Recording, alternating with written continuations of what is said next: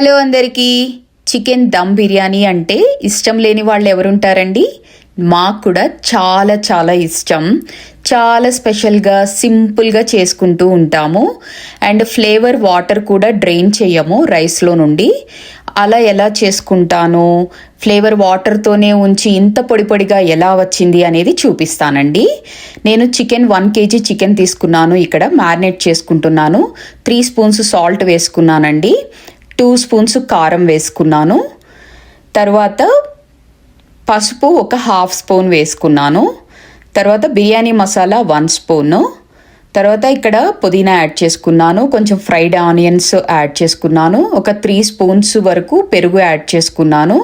ఇవన్నీ చక్కగా కలిసేటట్టు మ్యారినేషన్ చేసుకుని పక్కన పెట్టుకున్నానండి. 1 అవర్ ఉంచుకున్నాను.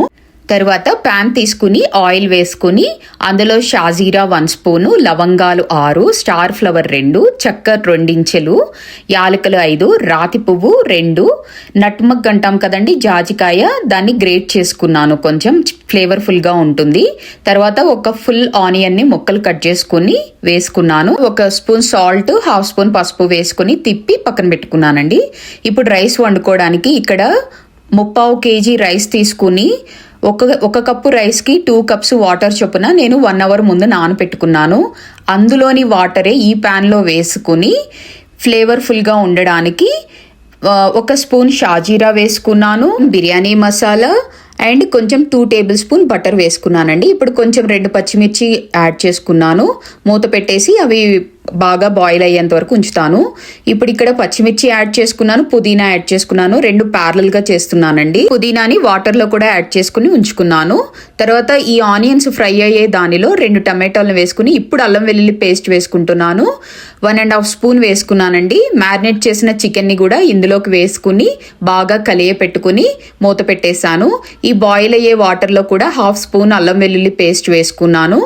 ఇప్పుడు నానపెట్టుకున్న రైస్ అంతటిని ఈ బాయిల్ అయ్యే వాటర్లో వేస్తున్నాను. మొత్తం వేసుకుని ఒక 1/2 చెక్క లెమన్ జ్యూస్ని కూడా వేసుకున్నానండి. రెడీ అయ్యింది. ఇప్పుడు చికెన్ని చూద్దాము. ఇది కూడా చక్కగా ఆయిల్ పైకి వచ్చి చక్కగా ఉడికింది.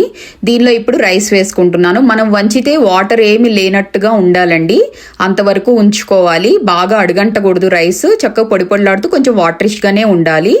దానిపైన ఫ్రైడ్ ఆనియన్స్ కొంచెం, కొత్తిమీర కొంచెం, నెయ్యి కొంచెం, ఇలా షా బిర్యానీ పౌడర్ కొంచెం వేసుకుని ఫాయిల్ వేసుకుని మూత పెట్టేసుకున్నానండి. 15 మినిట్స్ లో ఫ్లేమ్లో ఉడికించుకున్నాను. 15 మినిట్స్ మూత తీయకుండా అలాగే ఉంచుకుంటే yummy yummy chicken dum biryani ready అయ్యింది.